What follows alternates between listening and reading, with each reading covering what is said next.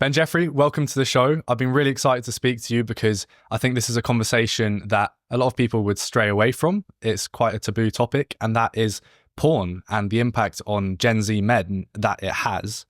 And it is very interesting to me that you've set up a business where you help people overcome their fapping addiction, as you like to call it. Yeah. Tell me a bit about that.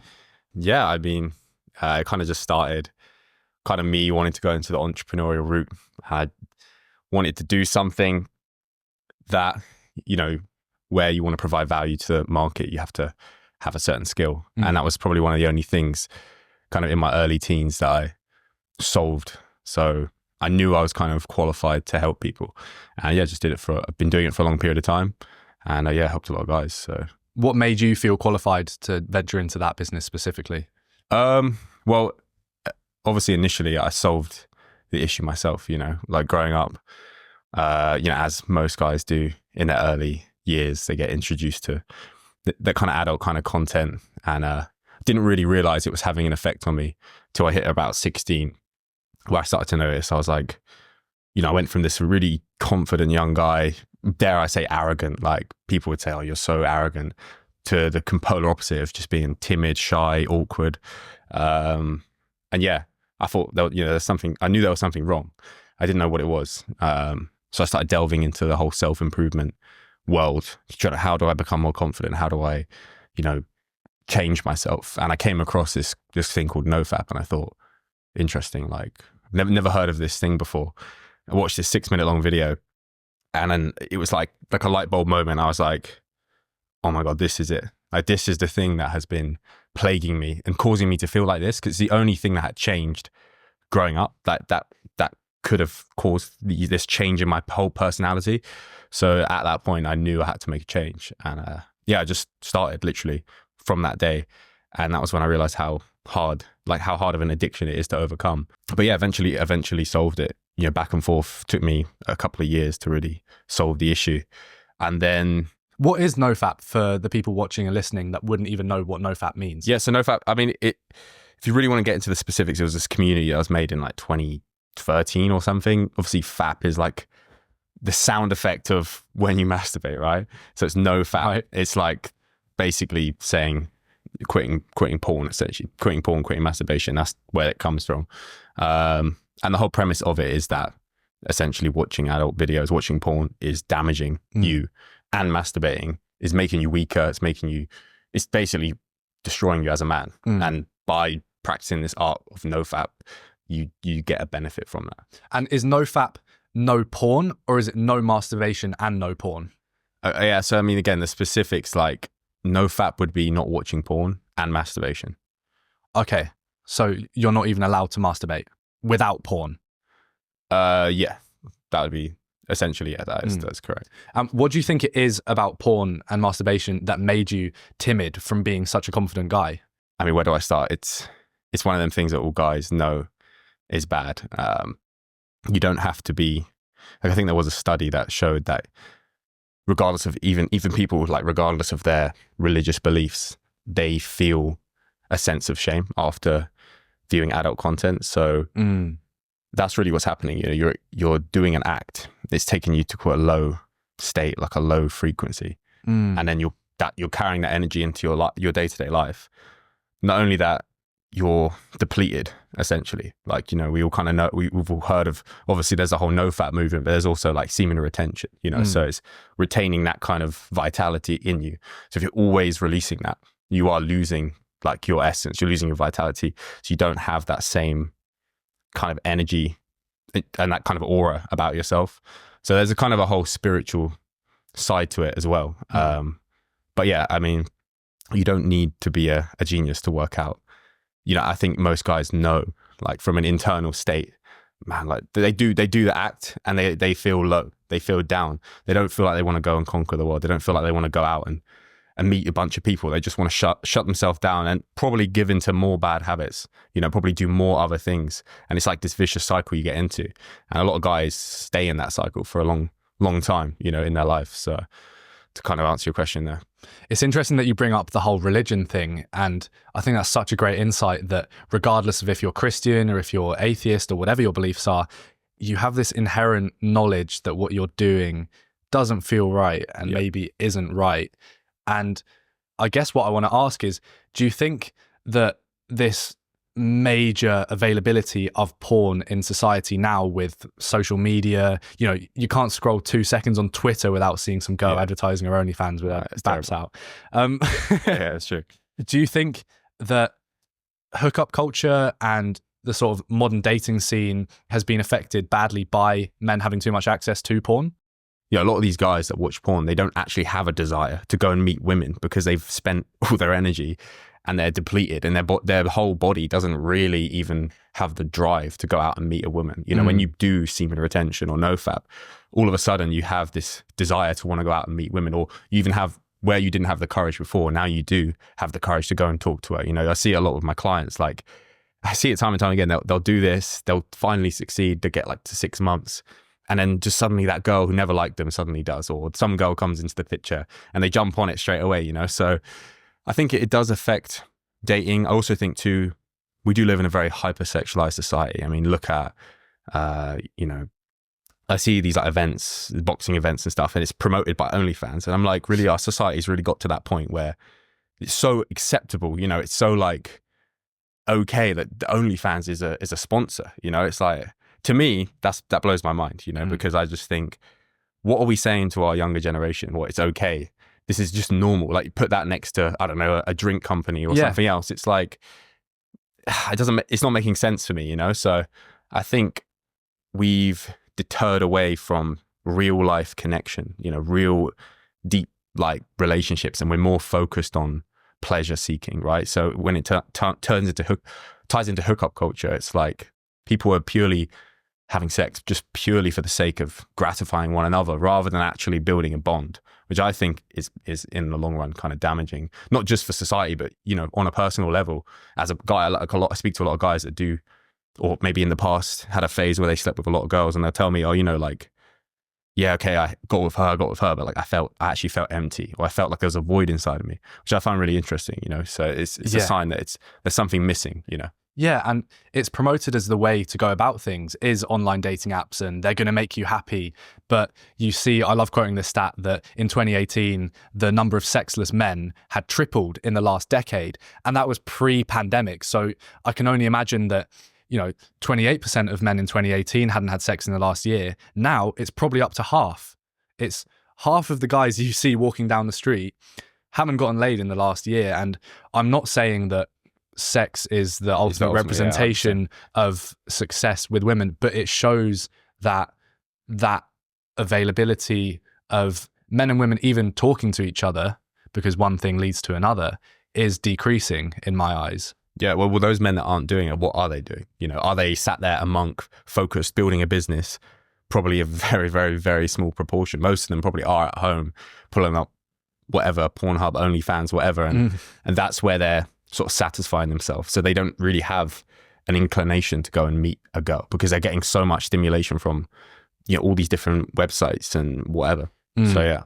You've touched on it a little bit already, but something I did want to ask you was the desire for watching porn and fapping. That word is so funny to me, but I mean, I don't really say that, but yeah. Yeah. You can say it. It's all good. Choking the chicken. How much of it do you think is just from our biology, and how much of it, as you've already alluded to, is from the mainstream media, and not even mainstream, but just social media? Yeah. Just like anything, you know, people that smoke, they didn't come out of the womb wanting to smoke. You know, one day someone introduced a cigarette to them and they were, oh, okay, well, this is what everyone else is doing, so let me try it. Then they started smoking. Then the nicotine got into their system, and then they had an addiction, right? And it's something they can't break. And I think porn is exactly the same. Most guys would agree that they didn't just, I mean, maybe there's a rare case of someone stumbling on it by themselves, but it's always something from the external introducing it to them. Then they get hooked. And then it's because society, as you said, society normalizes it. It's, you know, when you're younger, it's like, oh, you don't watch porn, you must be gay or something. Do you know what I mean? It's like, well, how do you know it's actually good for you? Like, it's kind of, if you don't do it, you're kind of looked at as weak. So this might sound really odd, especially to anyone that's from an older generation watching or listening to this. And that's that I remember being in secondary school and your status was almost linked to how much porn and weird shit you could quote and watch and describe. And I guess it's part of the whole locker room talk thing. Yeah. I'm sure that existed before porn too, but in a different form. But I remember being in the PE changing rooms or whatever, and people just seeing who had watched the most porn and said the most disgusting shit. So I think you're completely right that it's been normalized. And actually, if anything, you're incentivized culturally and societally to watch more porn and not be this weirdo that hasn't explored. But like with anything in life, you know, it's cool to play video games when you're 14. It's cool to smoke weed when you're 15, 16. It's cool to drink, but it gets to a certain point in life where it's not cool anymore. You know, when you're 35 and you're still in your bedroom playing Call of Duty, or you're 28 and you still get high every single day. There's a certain point in life where you got to put the toys back in the box, basically. And I think, okay, yeah, we get introduced to porn, and like, you know, you got to be a realist in life. Everyone's got a natural curiosity, but you have to really ask yourself, what is it costing me to consume these things? And I believe that, you know, for every man, they should, I would encourage them to go through a period of time, whether that be a year, maybe 2, of focusing on getting that out of their life, you know.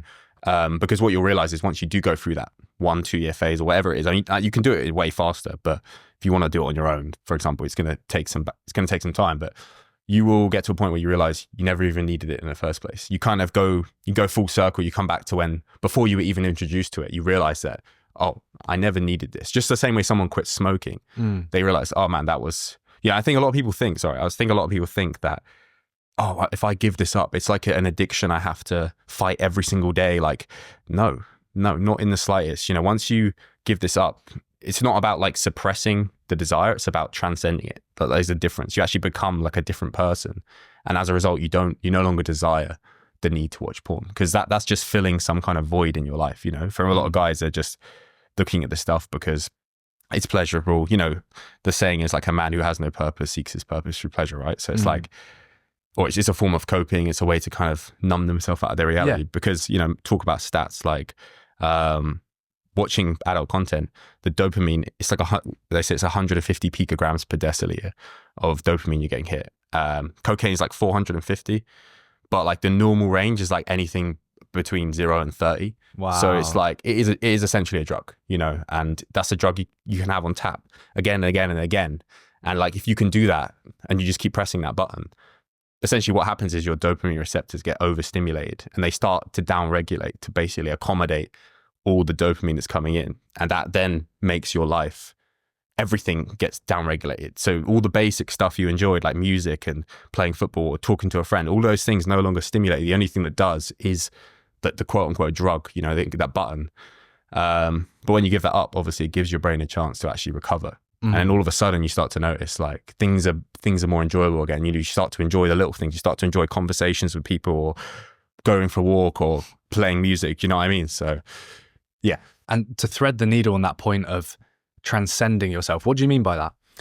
If you were given a car, if I gave you a car like, I don't know, a Honda, I mean, maybe not a Honda Civic, but some piece of crap car, like a Ford Fiesta, like an old one. And you've been driving that around for the last 10 years. You've got quite accustomed to it. You think it's quite good, you know? And then one day someone comes along and goes, hey mate, here's a Lamborghini. You can have this for 2 weeks. You drive it around for 2 weeks. And then after the 2 weeks, you go back to the old car.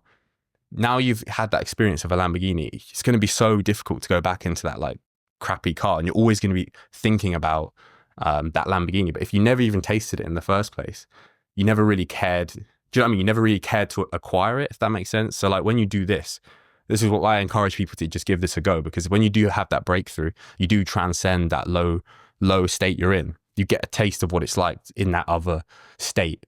And it's like, why would I ever go back? And a lot of my clients, actually, that's what's happened to them. They've tapped into that kind of, I use the term like the Lambo, like they've tapped into that, but they fell out of it and they don't know how to keep it. They've tasted it, but they don't know how to keep it. And that's typically where a lot of clients come through, because they want to solidify this as like themselves, because that's really what it's about. It's about changing your identity. You know, it's about changing the standard you set for yourself. I no longer identify as someone who watches porn, because you don't need to. Like you don't need to. You know, there is no benefit. There's no upside. You know, it has so many negatives. You know, like it affects the grey matter in your brain. It affects your relationships. You know, it affects your ability to communicate with women. in so many different ways, it's affecting you. You know, on a spiritual level too, it's affecting you. So yeah. This is something that you've touched on as well that I wanted to ask you, which is, do you think there's ever a time or place where it is okay to fap? Yeah, I mean, like, I think when it comes down to it, really, it's the porn that's the worst. You know, something I tell my clients is, okay, first things first, if you're going to relapse, like if it's going to happen, because it happens. I don't have these people, I don't have these unrealistic things. Like the main thing is the porn. Like what you'll notice if you get rid of porn and you, let's say fap, you will notice, or not in all cases, but for some people you'll notice actually you don't feel as low, you don't feel as negative, you don't feel as shameful. You just feel like, oh, I just released some of my energy. That's about it. And you go on. So is it okay? Again, what is and what isn't okay is, it's not up to me to tell someone that, you know, everyone has their own life and what they want to do is, so yeah, I'd say in some cases, yeah, it's okay. But ultimately, I think if you really want to be happy in life, you should seek like something more meaningful in the sense of, because, you know, a lot of things like porn and masturbation, they make you objectify women. You know, it's even been shown that parts of the brain get activated through watching porn are the same parts you think of like something like a table. Like it's literally like you're objectifying a woman. And when you step away from that, you start to see people, like you start to see a woman for her whole, and it changes your whole perspective on dating, because instead of, oh, look, she's got a nice pair of tits or whatever, that's what's pulling you towards her. You actually can detach from that and actually see her personality and who she is as a person. Is she someone you'd want to build a relationship with? And then the sexual element is more of the cherry on the cake rather than the actual main thing that's pulling you forward. But to go back to your question, I mean, it's hard for me to say, oh no, you can't masturbate.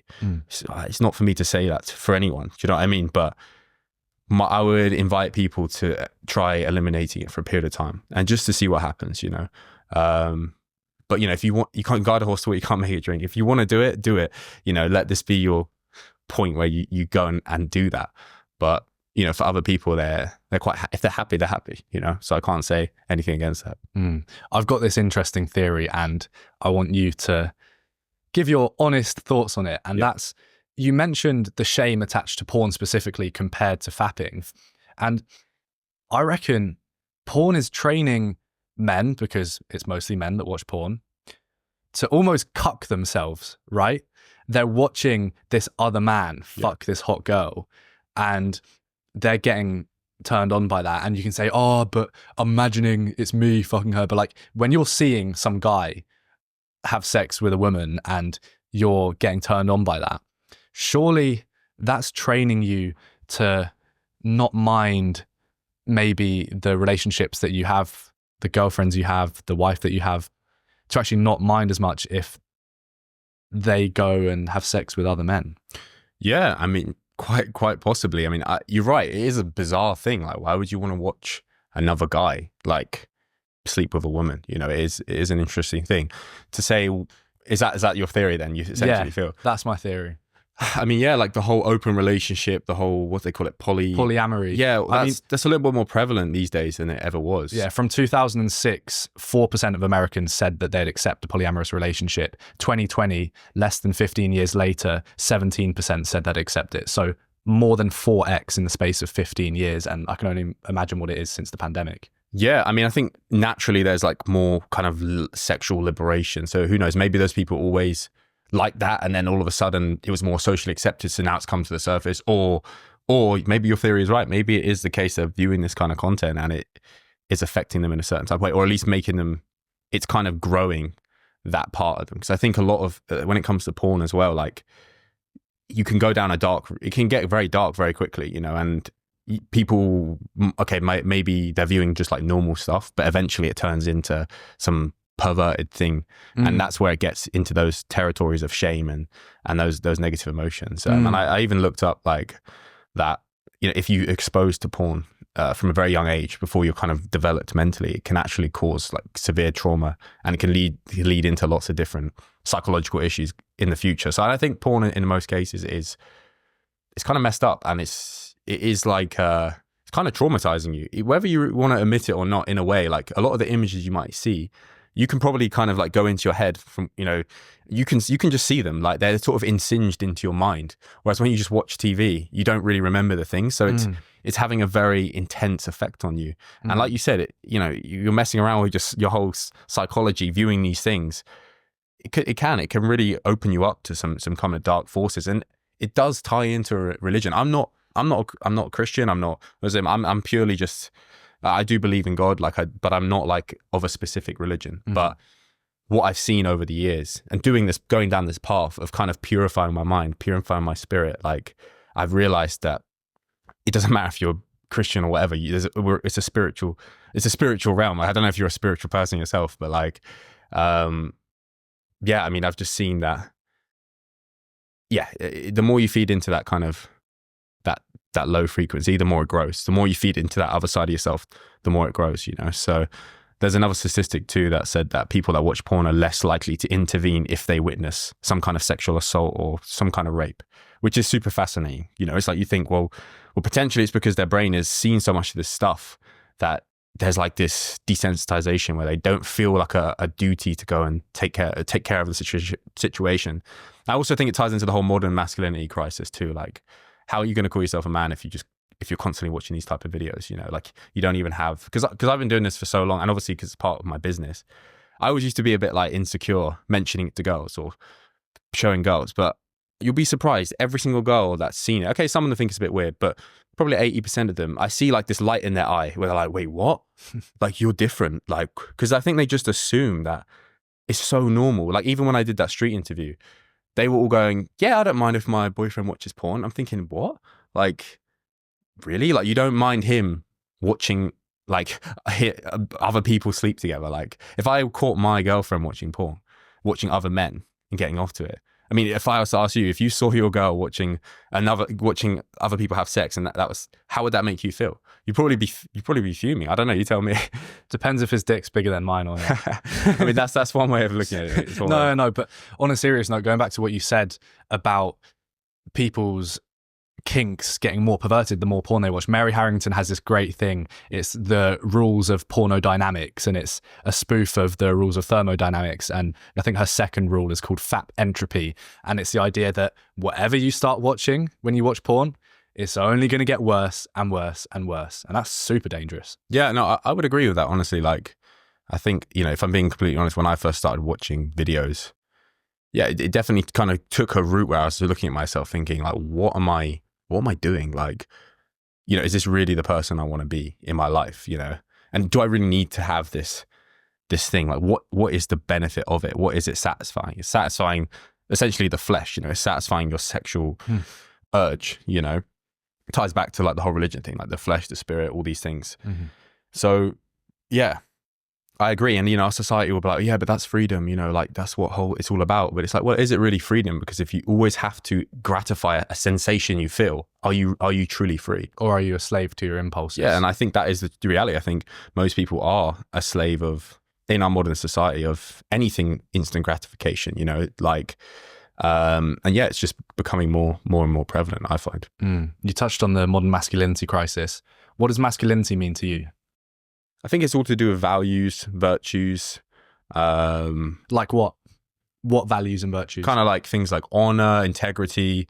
You know, I really believe that masculinity, I think a lot of guys think it's like smoking a cigar, getting big muscles, but you'd be surprised, some of the most masculine people you might ever meet that aren't big. It's all up here, it's all in here. Do you know what I mean? So for me, masculinity is all about, I'd say, like, living up to your potential and stepping into, you know, becoming a man. It's about trials and tribulations, putting yourself through hard things, being a leader, you know, inspiring people in a positive way, you know, being family oriented, having a family, these kind of things. I think to me, that's what masculinity really is.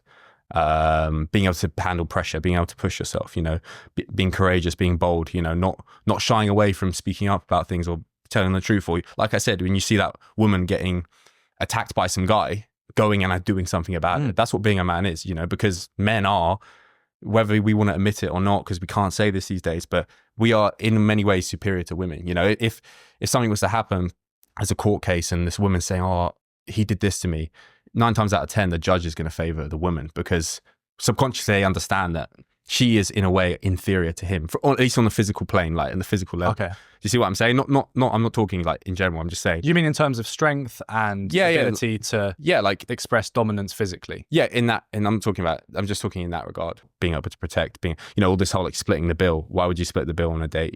It doesn't feel right. I personally think as a guy, if I was to split the bill or she was to pay for it, I would just feel emasculated personally. Why? Because, at the end of the day, there's two different dynamics between men and women. It's built in our DNA, whether we like it or not. So, and that those dynamics can vary. Gender doesn't define masculinity and femininity, or you just see what I mean? Like you see it in like, let's say in like gay couples, there's always like a more masculine one or more dominant one, more submissive one type thing. So I think in that dynamic, if you want to set it up that you want to be viewed as the protector, you want to be viewed as the masculine, because there's always a polarity no matter what. There's always going to be, if you split the bill, essentially you're on a neutral plane that you are. But if you want to drive attraction in a woman, the best thing to do is make her feel safe. Oh, we don't have to worry about it. You don't have to worry about finances, because that's like the logical part of a woman's brain. Like they run more off emotion. So if you pay the bill, you are making her relax. You're allowing her to sit back, tap into her femininity, and you are stepping into your masculinity because you are essentially choosing to protect her. Now, some women might not like that. Some women are like, oh no, like, do you see what I mean? Yeah. It's interesting, but why is that so frowned upon these days? I'm a little bit like somewhat on the traditional view of things, but it's never not worked. Every time I've been on a date with a girl and I've paid, it's never hurt me, or it never had a negative effect, on that interaction. And if I was to do the opposite, which I haven't, I don't think I've ever done, to be fair, but maybe with my ex-girlfriend, a few times she paid for it. You do feel like, and there's still that like that natural thing, like the guy will put the bill by you. I don't know if you've ever noticed that, like just automatically he'll give you the bill. So yeah, it's just to touch on that point, but yeah. Yeah. Not sure what you think of that, but well, I think that it's easy to get into a trap of joining a tribe on conversations like masculinity. It's easy to vilify any man that shows any signs of having dominant tendencies and wanting to maximize his potential. But it's also easy to go the other way and try to impose these, I hate to use the word, but patriarchies on women. And, I think there's bullshit on both sides. And in my view, ultimately, what true masculinity is whatever has gotten us to 2024 without dying out as a species. And whatever true femininity is whatever's gotten us to 2024 from a woman's perspective without dying out as a species. And there are certain traits that a woman needs to have because she's giving birth and nurturing a kid. And there's certain traits that a man needs to have because he's not giving birth to a kid, so he needs to still be providing for the family. And those aren't set in stone completely. I'm sure there's loads of examples out there where men raise the child mostly by themselves whilst the woman goes out to work. I don't know how often that would actually make a couple happy. I think it's in the minority, but I accept that it exists. So I think on issues like this, nuance is super important. Yeah. And it's dangerous to just engage in a shouting match, being tribal. And I hate when people use the word toxic masculinity, because using what I just said, if masculinity in excess, or not even in excess, but just shown, was toxic, we wouldn't exist as a species. We would have died out. So to take it the sort of fucking evolutionary biology way, masculinity literally can't logically be toxic. So if you're calling someone toxically masculine, the chances are they're just toxic. It's got nothing to do with their masculinity, and actually they're lacking masculinity. It's interesting what you said at the start about the statistic of men in the last couple of years having less sex. You mentioned about, well, what got us here to 2024? Well, I don't know, mate. It seems like we're going on the down. We're going on the downward spectrum. Really, I think we were built. I mean, maybe I'm like idealistic or whatever, but the World War II era, and that was like a big event that really put the pressure on men to step up. They would go and fight. Women weren't fighting in the war. It's an objective fact. And that traditional sense. And my dad grew up in that generation. Do you know what I mean? He married when he was 19. He had 3 kids by 23. His sister they all did that, you know, and they are still together to this day. You see what I mean? So that works. Whereas what you've said, that statistic is showing almost a degeneration in our society. So who knows, maybe in the next 50 years, we might not see, you know, the same structure of success what we've had, you know, like, because it goes with each generation, and the next generation, oh, well, you've got a single parent, or it didn't work out or something, that child grows up and they don't have, because they're born into a world, but they don't even have a concept of the nuclear family. So how does that affect our society in 50 years time? So we will see what happens. But I think even me talking about this topic is almost like an effect of, and even and yourself too, bringing it up, is like, oh, okay, I think certain people are starting to clock on, okay, something's not right here, like this isn't working, you know. And even the term toxic masculinity, who came up with that? Like, I don't even say it, I'm just like, who cares? If I say that, I'm essentially playing their game. Who came up with that? It's a load of nonsense. Like, doesn't even make sense to me. I don't even understand how that makes any sense. And I think masculinity is, it's not even about, like, it can be viewed in so many different ways. Like, oh, what is masculinity? Having a deep voice, being aggressive. And yeah, in many ways it is that. But, you know, I think there's deeper layers to it. I think anyone can be masculine. It's just a lot to do with your mindset and your character as a person. It's not always about how big or strong you are, you know. And so, yeah. I think it's just the way we've evolved, the traditionally masculine traits do lend themselves to being more dangerous in excess, whereas a very feminine trait like being nurturing and motherly and understanding, you can't really have that in too much excess. So you don't see the phrase toxic femininity thrown around that much. But it's just funny that people don't clock on that surely if there's not really such a thing as toxic femininity, then there's not such a thing as toxic masculinity. Well, I think I don't know if you'd agree, but do you think there's an agenda behind this? What do you mean? As in, like, someone's actually pulling the strings to create our society in a certain type of way for this to, or is this just natural? Do you think it's just like, this is just how it's played out, and now we're dealing with these concepts and these buzzwords and stuff? I think it's terrifying to think that there's someone that has an agenda and is pulling the strings and wants this to happen. And it's even more terrifying to know that no one has any idea of what the fuck is going on. And I would lean towards that. I think that people get caught up in social media trends, and maybe there was one person that tried to kick something off, but ultimately I don't think it's like, you know, the deep state trying to, who knows? I could be wrong. I'm down for conspiracy theories if you want to call it that. I mean, I'm not trying to go down that route, but yeah, I was just curious. Yeah, no, I think all conspiracy theories catch on because they have a grain of truth in them, whatever it is. So I hate when people actually detract from conspiracy theories too much, too early on. Well, again, who came up with the term conspiracy theory? Like, it's a CIA term, coined term. They made it so you automatically put a conspiracy theory into a box and you go, oh, well, it's a conspiracy theory. It's like, no, it's not. It's just discussing a concept and looking at the truth of things, whether it be conspiracy theory or not. It doesn't matter. If it's the truth, it's the truth. You know, that's kind of how I see it. But yeah, that's why I had that. I think the conspiracy theories are on the rise, and I never go on Twitter. The only reason I go on Twitter is to check up on certain It's a pretty crazy place, man. Yeah, I genuinely think it's one of the most harmful things for our society. Yeah, I would agree. And I'm not a fan of.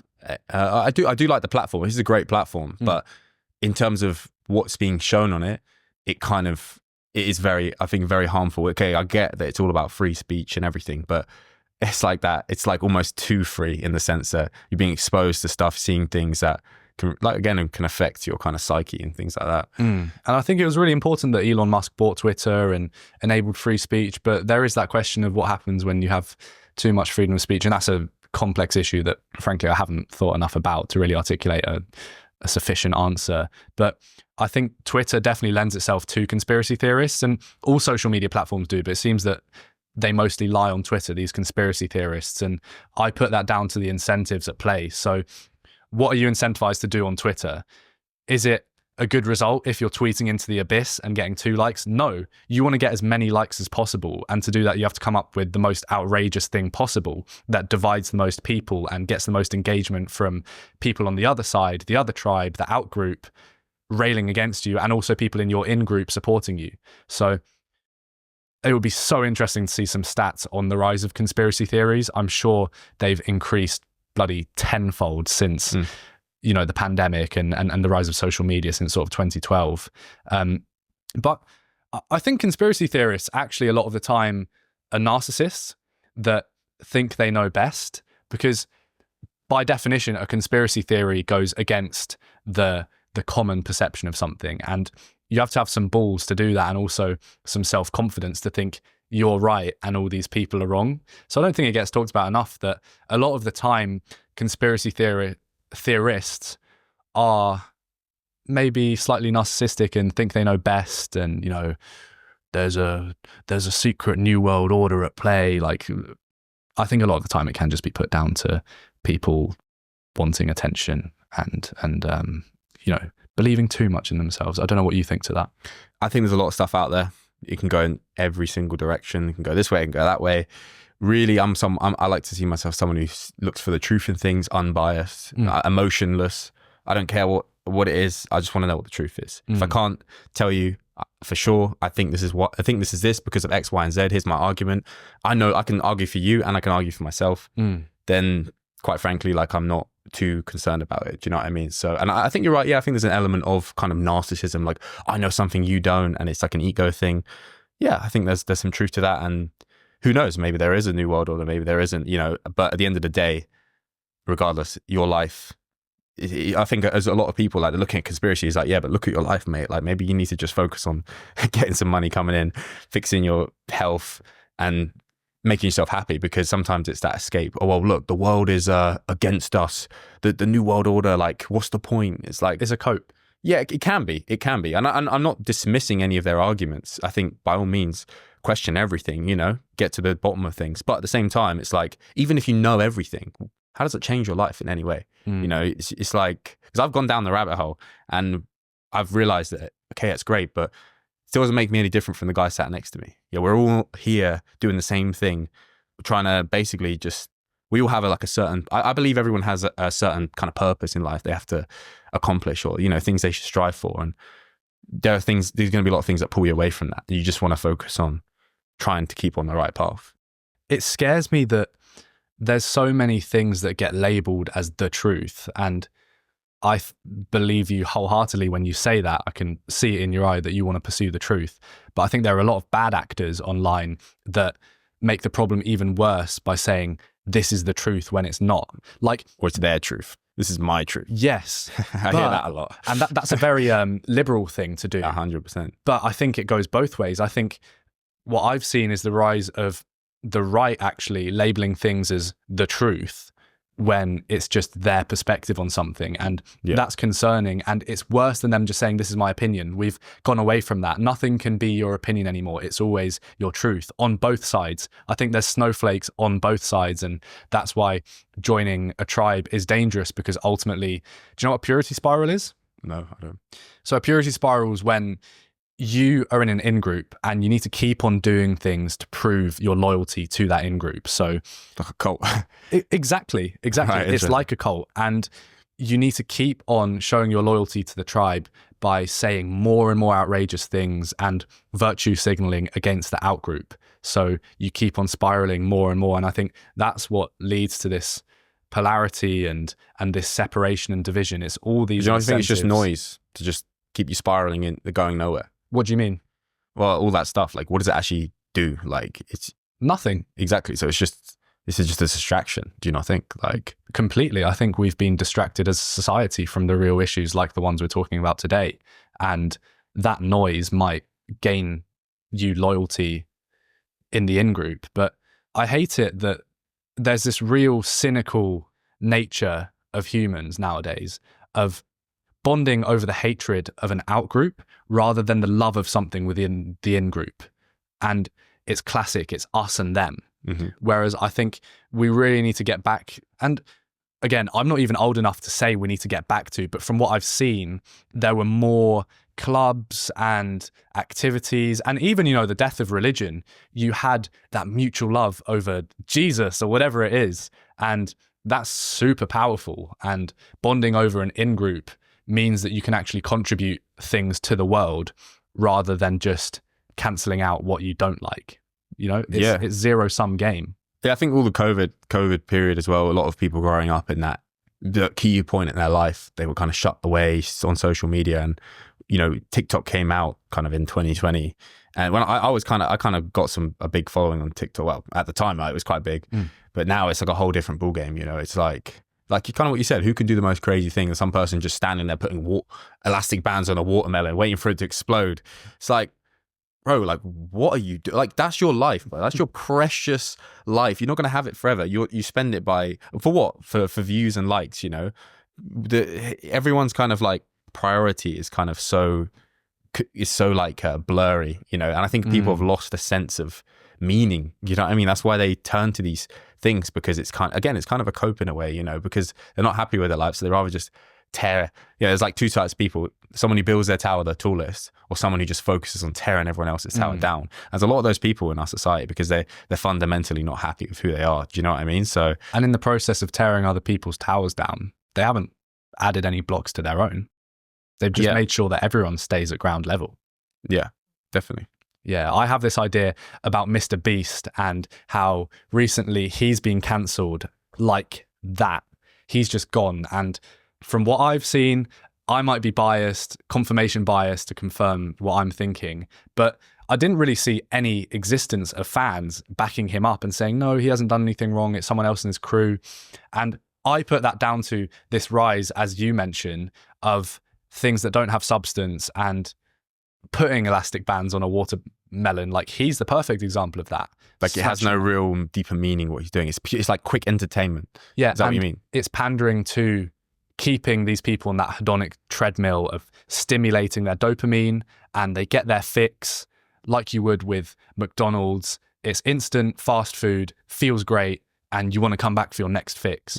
But actually, there comes a point when you realize that McDonald's is making you fat and lazy and giving you pimples, and you ditch it for a healthy salad and steak that gives you value nutritionally into your body. The problem with that is that once you get into that loop for so long, even if you a lot of people probably go to McDonald's knowing they shouldn't, or as a part of them think, I shouldn't be doing this, but I'm so addicted to it, I have to do it. So once you get into that loop for so long, yeah, you know you need to switch to the steak or whatever, but you can't because you're so hooked. And I think that's a big problem in our society is you get so deep into something. Sometimes there's like, I shouldn't say that, because I think even when it comes to the whole semen retention, no fap, I had a client who 20 years of his life, you know, had this problem. He came to me like age 33 or something when I met him.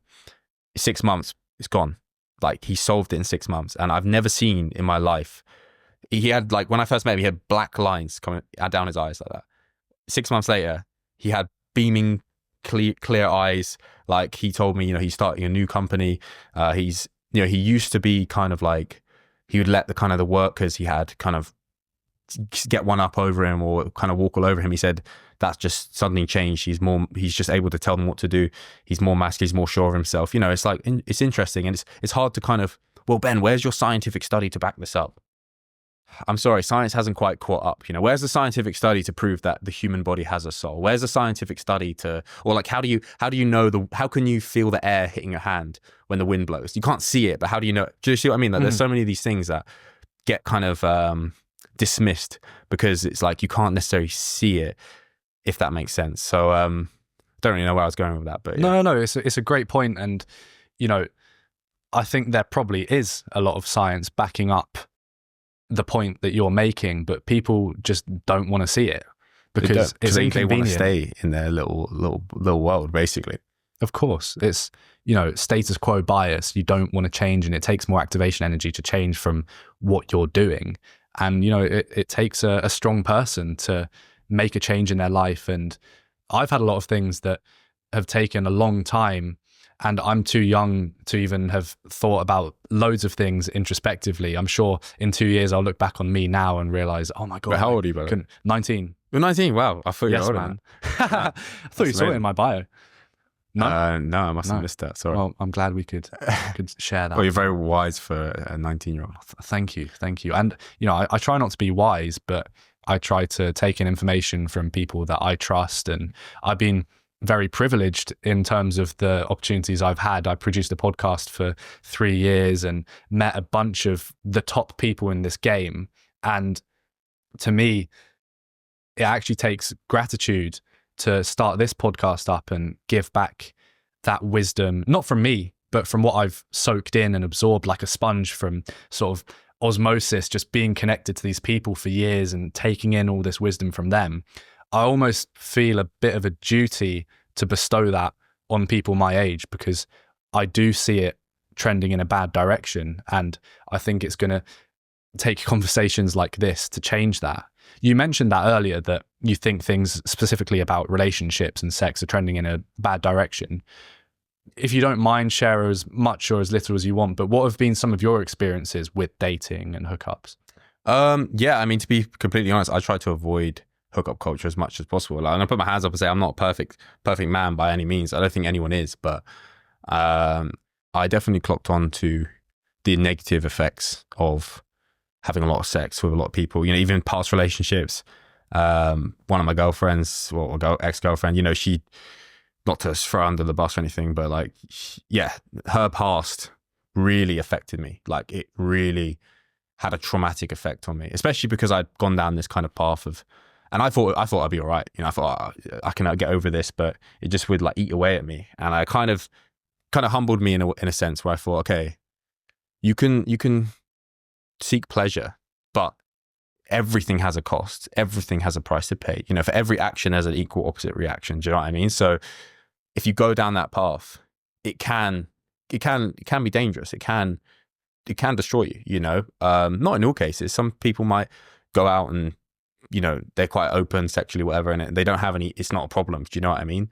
But yeah, I mean, for me, dating has been, it's been good. I mean, I can't say, I think the biggest thing I learned was I'd worked a lot on myself, and it sort of started to pay dividends like later in the, like, you know, when I started hit 22, 23, I started to notice I'd be talking to a girl, and I realized, like, you know, there's a saying I heard, it's like a man's beauty is in his wisdom.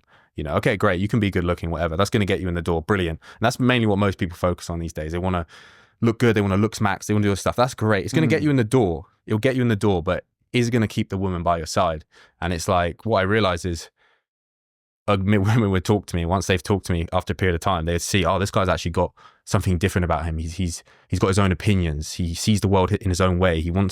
He's pursuing his own path. He's paving a path. That is really where I'd see the attraction, and where women would be like drawn to me in that sense.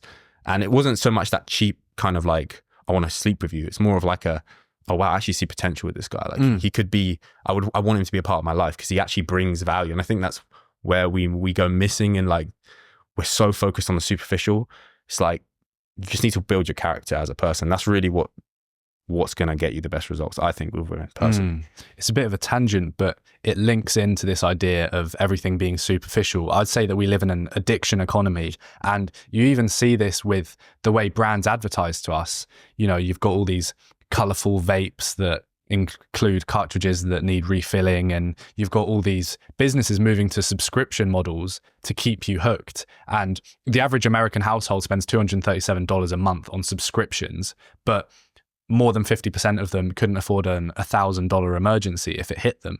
So what that shows to me is that people are, to mention what we said earlier, slaves to their desires and subscription platforms that fulfill them temporarily, or at least they think they're fulfilled, but actually it's just this fleeting dopamine hit, instead of saving up money for what they really need and building towards what they really value. No, I'd say it's true. I'd definitely say it's true. And I'm not perfect. Like, I catch myself scrolling on Instagram, but you know, yeah, it's like Instagram are doing that on purpose because they're exploiting your brain because it benefits them. Yeah, they don't actually care about you, and we're just kind of on the receiving end of it. Do you know what I mean? Yeah. Well, show me the incentive, I'll show you the outcome. That's the Charlie Munger quote, and everything is an incentive now to keep people hooked. I mean, why wouldn't you? If you've got them going, why would you not try and flog that dead horse? But it's not even a dead horse, is it? Because people are absolutely hooked. So, but where does it become too much? Do you see what I mean? Like, because a lot of people now, I've noticed a lot of people be like, oh, Ben, I deleted my Instagram, and I'm so much happier. I'm like, what? Like, because obviously I need to use it all the time, but it's like, that sounds kind of cool. I want to try that out because it's like constant dopamine. Like, when do we just like smell the roses and just detach from, you know, because do we really need to compete with 1 million people. Like you go on Instagram and, oh, this person's in this country, this person, and you start to think to yourself like, man, like I can't keep up with that, you know, or do you see what I mean? And whereas like once upon a time we lived a very simple life, we just focused on what we were doing and everyone was happy. And I think Instagram's kind of like a toxic, it can be. I think when you're a creator and you're putting out good stuff, great. But like if you're constantly consuming, it can be kind of toxic, it can make you feel inadequate in certain types of ways, I think. I think it goes both ways because there's so much to be taken from traditional values. And back to the masculinity thing, clearly whatever masculinity is, it's kept us alive. And clearly our traditional values that have developed, there's a strong argument to look at those and not discredit them and disregard them because we're still here because of them. So I hate when people say that all these traditional values are ancient and it's 2024, you know, we've evolved past this. But I'm sure people have said that since the dawn of time. We've evolved past this, but... Yeah, but the society that they're in is only there because of those values. Yeah. And they don't see that because it's somehow being held up. Yeah, a few people can drop out, but if everyone drops out, you're going to start to see an issue arise. And I think that's probably kind of where we're headed if we're being real. Like, I think it's that you probably heard the saying, like, what's it?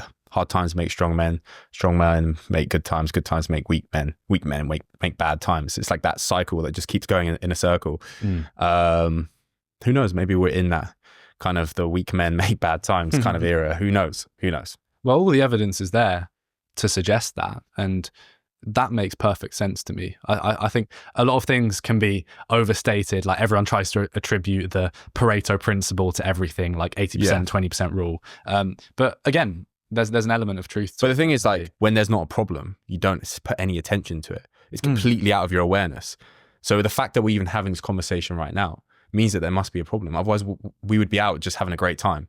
You're 19, I'm 23. Like, let's go back 50 years. What was a typical 19, 23-year-old doing? They probably weren't like having these kind of deep discussions. They were just going about their life, trying to get a job. Do you see what I mean? So our society has evolved and it's changed for better, for better in many ways, but also potentially for worse in many ways. Do you see what I mean? Yeah. So I think, it would be kind of foolish to ignore that there isn't some sort of issue that's happening, within our society. And allow yourself to be proactive. A lot of people have lost that. And I always say that's the thing I look for the most in the friends I choose, is that attribute of proactivity and being able to spot problems before they actually exist and be able to think about what you'd prefer to do before you've actually said it.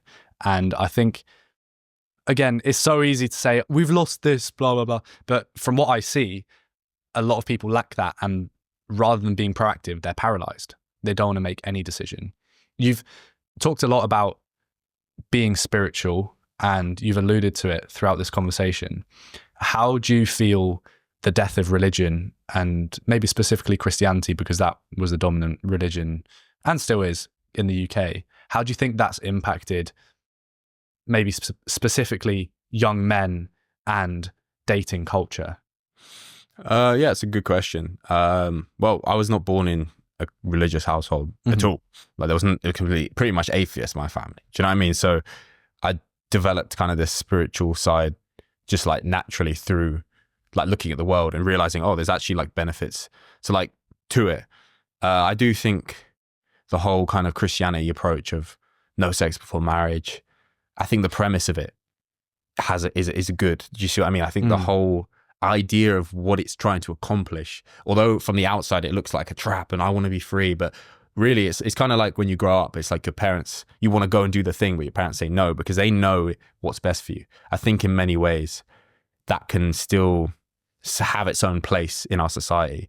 I think though having it in like Christian, you have to be this, you have to be that, I think can make it complicated. But I think overall the end goal of what they're trying to do, I think more people should at least value that. I don't think it's valued. I don't think having a family, like people want to have kids like late, like 30 or whatever onwards.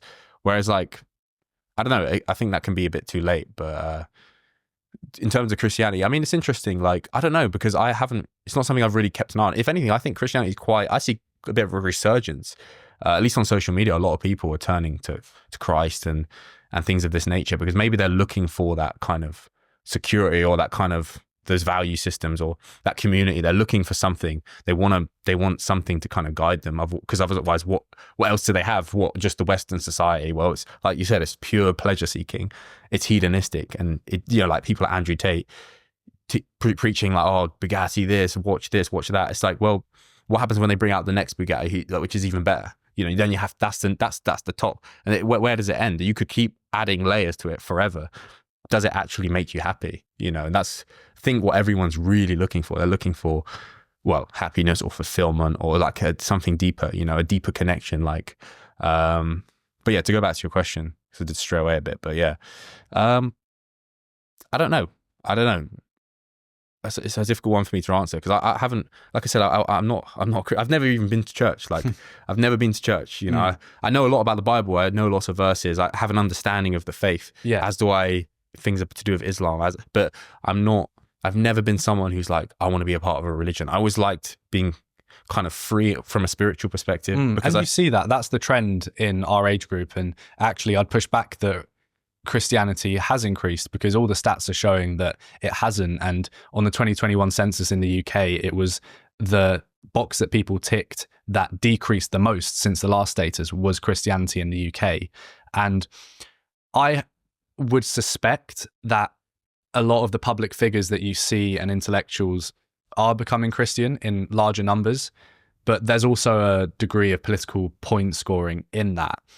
Are they really Christian, or are they railing against whatever is the opposite to Christianity? If you see, I mean, it feels quite cool. It feels quite cool to be, look, I'm a Christian. I think people just want a sense of identity. You know what I mean? Like, it's funny, it's gone full circle, because it used to be cool to be in the new atheist era reading The God Delusion, and people would carry that book around by Richard Dawkins. But it's kind of that same cycle as I mentioned. Yeah, you know, but it's like because one of my mates is a Christian, like full blown, can speak in tongues, all this crazy stuff, and we'll be out and there'll be girls with Christian cross. We'll go up to them, yo, you Christian?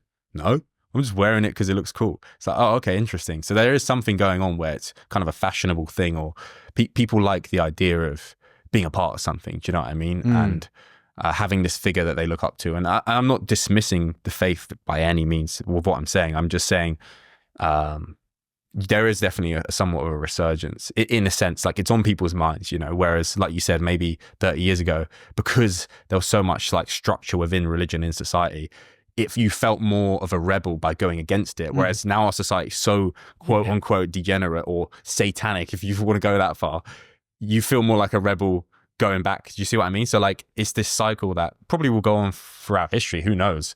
You know, they say history repeats itself, but yeah. I don't know, what do you think of that? Yeah, I completely agree. And there's so much to delve into with this, and I wish we had more time. We'll have to do another pod for sure, because of course, mate. We could go for hours. But the last question I wanted to ask you is, for any men out there that suspect that they are suffering from a porn addiction and maybe haven't quite realized it yet, what would your advice be?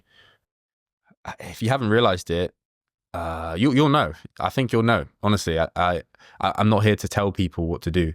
You will know internally when you're ready to give this up. And yeah, it's about just getting to a point where you're ready to make a shift and change who you are as a person. Because like with anything, it's like a basketball. If I was to just drop it from like here, it wouldn't have much power. But if you've been charging up your throw for ages, or it's like a bow and arrow, you know, if you just like, there's a certain point where you hit this point where like there's most tension possible. And that's when you release that's when the arrow fires the fastest. So I'm not one to really believe, because this is the thing I had to tell my clients. Like, I'm like, are you actually ready to give this up? Like, you're still, I'll like, look, bro, you can see you're still attached. You still enjoy this. Do you know what I mean? You can't be on the fence. Like, this is personal development. This is shifting who you are as a person. It's not this fun gimmicky thing. It's hard. This is an addiction. This isn't easy to get over, you know? You have to change who you are as a person if you want to solve this. And if you're not ready, you're not ready, and that's okay. But you'll know when you are, you know? And when you are, it's just about having the right tools, having the right mindset shifts, the right skills, and the right accountability, and the right reason.